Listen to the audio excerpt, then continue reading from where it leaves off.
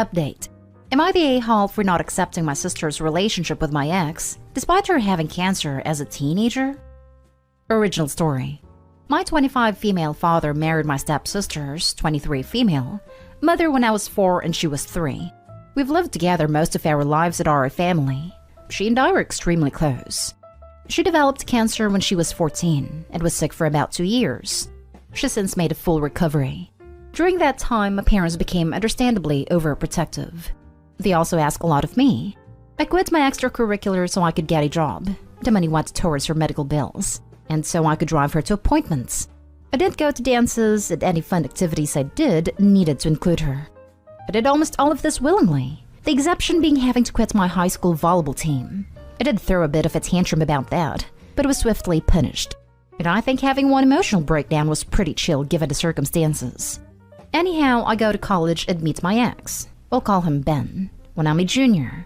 We fall in love, blah blah blah. He and I moved in together when we graduate, so we've been living together for about 3 years. We were serious until July when I walked into my bedroom and saw him being intimate with my sister. I broke it off. Tears were shed, he moved out, etc. My sister apologized at first, but then backed off. I thought she was giving me space, but last week she called and asked if we could meet up. She told me that she and Ben were in love, and were just telling me as a courtesy before they started posting photos online. Distraught, I left her in the restaurant by herself and did not pay my portion of the bill. She later Venmo'd me asking for the money. She told my parents, who then called me to their house, telling me how disappointed in me they are for not supporting my sister's relationship with Ben. They brought up the fact that because she had cancer as a teenager, she never learned proper social etiquette and has a hard time meeting people. I don't buy this, in parts because I've seen her socialize just fine, and since we spent a good chunk of the time she was sick together, that would also mean I should have bad social skills as well by that logic. They then told me that if I don't accept my sister and Ben's relationship, they may have to go no contact with me. I reminded them that I'm also their daughter, and they should understand my point of view, but they are adamant that this is about me being jealous of her. For the record, I'm not jealous of her. I'm not upset that Ben picked her over me. I'm sad about the end of the relationship and do feel betrayed, but Lord knows that I don't want to be with a cheater. What I'm upset about is the fact that my sister chose Ben over me. That she slept with Ben knowing he and I were in a long-term committed relationship, and continues to be with him knowing how much it hurts me. Now no one in my immediate family is talking to me, and I'm getting messages from aunts and uncles and cousins telling me that I'm an a-hole and a selfish witch. Now for the top advice before reading the update. Not an a-hole. Your parents are enablers. Cancer as a teen did not shrink wrap her and isolate her from the entirety of human morality and values, forever and ever amen. From what you describe, it sounds disturbingly like you have been deemed the canon father of the family. Take some time for yourself, and put them on the back burner. Is it just cancer or any potential life-threatening disease that gives an exemption? I really need to know because I might have behaved unnecessarily for many years. I had cancer as a teenager. I've managed to not sleep with either of my siblings' partners, weirdly enough. Maybe you were on a different treatment plan. Not a a-hole. Having cancer as a teenager is not a valid excuse to be an awful person for the rest of your life. No, but Opie's sister and her parents will use it as an excuse ad nauseum. Oh, heck no. Your sister is using an illness she had a decade ago as an excuse to sleep with your boyfriend and have that be okay. It's not. The fact your parents are going along with us smacks of having a golden child. I'm sorry to say that sometimes the trash takes itself out. Your sister is awful. Your parents are and were awful. It was not your job to quit every activity to pay your sister's medical bills and drive her around. It's good that you know this now, and can get some therapy and move on with your life. You deserve better people in your corner, and they are out there waiting for you. Edit. I've been given a lot of food for thought. To be honest, while I've had moments where I've been resentful or upset about my teenage years, I've always thought that I did the right thing for my sister and for my family. At that time wasn't all miserable. I was very close to my sister and we made things as fun as we could. But I didn't think of it as an abdication of my parents' responsibilities, or that they were doing wrong by me, which many of you pointed out. I definitely have a lot to think about. Thank you again for making me feel less crazy about all of this. Now for the first update. Sometimes you can only laugh. Just got off of the phone with my cousin who saw this post and said he could explain a few things. I asked him why he was in Reddit instead of school. He asked me why I was on Reddit instead of work, and I said to Shay. He told me that after my conversation with my mom, she went to his house and talked to my aunt. And here's the deal.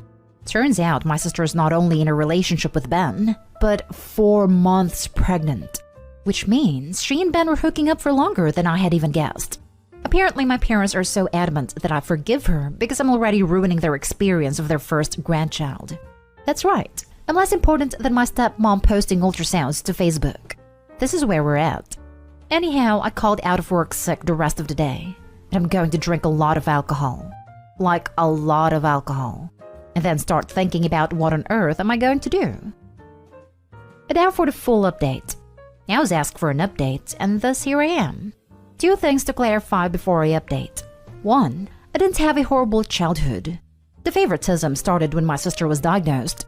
I moved out soon after and have been pretty independent since then.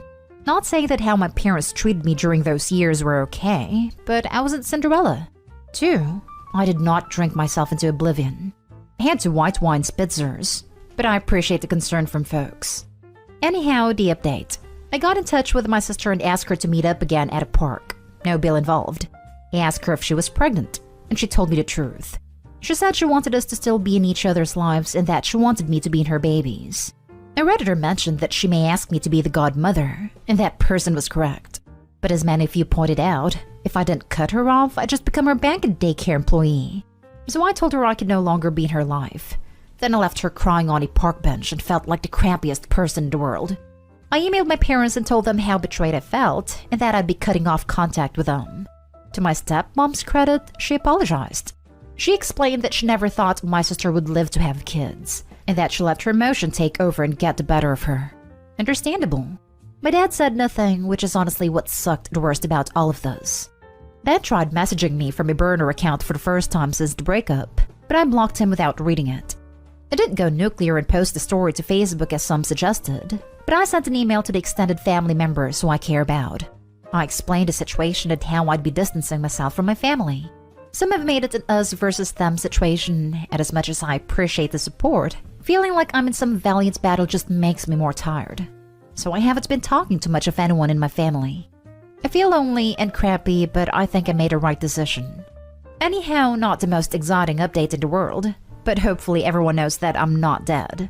I do really appreciate the support I've gotten. It made me smile during a really awful time. I left her crying on a park bench and felt like the crappiest person in the world. You aren't. You made the right decision. Sometimes people aren't good to be in your life, and you have to do things even if they are hard. Keep trying to live your best life. Yeah, the sister really did this to herself. It's mind-boggling to think that you can do something so cruel to someone and expect them to just brush it off with no consequence. I'm glad Opie's creating some distance here. There's no way the family wouldn't continue taking advantage of her. I feel so sorry for Opie considering her dad has shown his true favoritism. And now basically knows that she has lost her parents' support. I hope she gets through this and finds people that truly support her. Thank you for the update, Opie. Very sorry about your father's passivity. That's gotta feel like a betrayal, and you don't deserve that. What you deserve? Every happiness, lots of joy, and a community of dear friends. And lots of pie at Thanksgiving. You deserve to be treated with respect, Opie. And your steps to create distance and boundaries are admirable. You're not a-hole by any stretch of the imagination. I'm so sorry that you had to go through such a painful experience, but it shows a true depth of character that you're on the sub promoting positive discourse. I'm sorry things turned out this way, and that you aren't a priority to your parents. But seriously, does she not realize that A, you and Ben were still sleeping together during those months and you could have just been stringing her along? B, has she never been in a relationship? How would she feel if you had done that to her? C, she can always wonder now if Ben is cheating on her with someone else, but it would be karma. Ultimately, I hope your parents realize that you are just as important as she is, and their behavior is pretty awful. Good luck.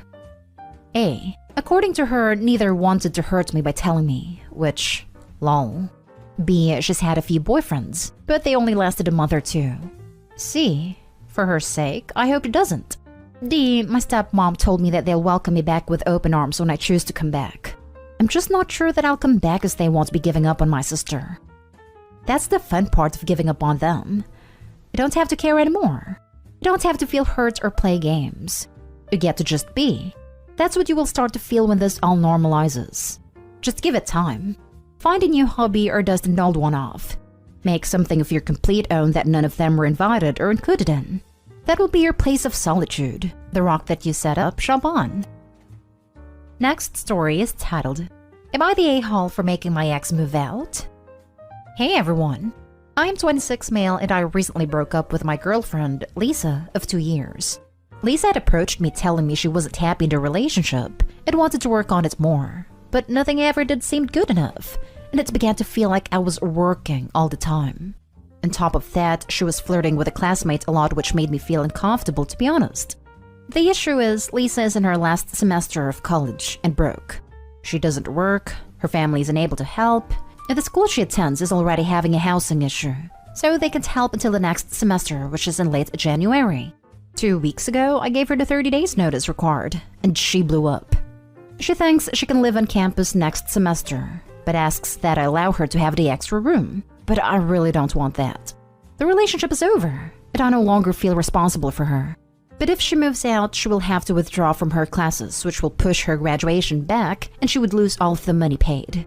Am I the a-hole for telling her she has 2 weeks left and she needs to be gone? Now for the comments. Not the a-hole. Maybe her classmate she was flirting with can commit to helping her. This OP. Not your relationship, not your responsibility. This. Besides, it's not the worst thing taking an extra year. And if she really needs it, she can always take out a loan. Do not feel guilty or the one responsible here, OP. No a-holes here. When my ex and I broke up, I offered him the spare room to get his stuff together. Because even though we weren't together, I still cared about him and his well-being. I set some pretty hard boundaries with him. But if that's not where you're at, that's not where you're at. Would have agreed with us if she wasn't busy flirting with other people whilst in a relationship with OP. If you've lost feelings or you're feeling unhappy in a relationship, put an end to it. Don't go around emotionally cheating, especially when your other half works hard to pay the bills. This. Commenter in this thread is all, but ex is being demonized. Nah, if you're running around flirting with other people, go become their problem. OP has been carrying the financial burden while Lisa does nothing. It's Lisa's fault she couldn't keep it together another 3 months. Not a home. She's an adult and should fend for herself.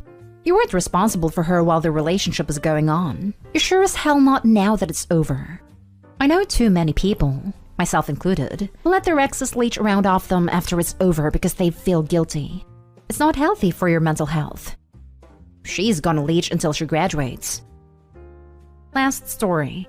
Am I the a-hole for refusing to house sit for my brother on his honeymoon after he treated me horribly at his wedding?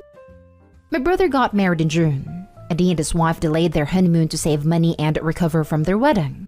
Then he asked me a couple of days ago if I would house sit for them while they go on honeymoon. I told him hell no, and he had some nerve asking me after how I was treated at his wedding. The morning of the wedding, he had me run around to pick up his wedding cake. Didn't even give me the right place to go the first time, and I ended up running around in the rain going for a cake, and never once was I thanked. Actually, he and his wife complained at me for being late to the church. He actually canceled my room for his best friend who was coming from out of state without telling me, so when I went to grab my key, there was nothing there for me, and he kept the money I had paid. He booked our rooms for us and we gave him the money. They complained that I looked less put together than everyone else for the photos after the incident that morning. My hair got messed up, my makeup wasn't as professionally done as it has been, and I was put in the far corner for family photos to hide the fact. Adding to all that, he left me to pay the bar tabs as my contribution to the wedding, even though I had helped with wedding invites and table plans. I was the one who picked up their decorations from the place and brought them to the hotel and put them up. They needed somehow to show up and make sure they got what they wanted, on top of being sent for their cake at the last minute and getting crap for being late then when he gave me the wrong bakery first. Our parents took care of the tab and gave him so much crap for treating me the way he did. I was honest with them about the stuff they had said to me that day, and they were super pissed because I had already dedicated a lot of time to help them out. But now he's saying I'm being petty, and given we were good before the wedding, one day should not make me refuse to help him. Am I the a-hole? Like the saying goes, no good deed goes unpunished. You bent over backwards for your brother and sister-in-law, and they didn't show an ounce of gratitude. I don't know what it is about weddings that brings out one's inner a-hole, but these kind of stories makes me want to elope if I ever get married. It's rare we hear about a groomzilla. Your brother sounds like a piece of work, and I would have laughed at his face. Not today, Holopi. Good for you for sticking up for yourself. I get that people want this perfect day. They want to feel like their day was magical. But how the hell is it magical when you treat the people you supposedly love like this? And the fact that he just doesn't care. I can't imagine treating my brother that way, especially if he was helping me. I always appreciate his help in the past. I just wish he could understand. I'm a college student who couldn't contribute money, so I contributed time. But on top of not appreciating that, he tried to stick me with a bill. Wanting your wedding to feel like a beautiful, special occasion doesn't make one an a-hole. Being rude, demanding, and cruel to those helping on said special day does. Weddings are about the joining of two lives, and by extension, two families. Your brother, however, missed this memo. He treated you as less than. He put expectations on you, and when things didn't go exactly as planned, he took it out on you. Instead of recognizing your efforts and being grateful, he treated you like something he stepped in. OP, this speaks to your brother's character. Remember, you do not have to set yourself on fire to keep others warm.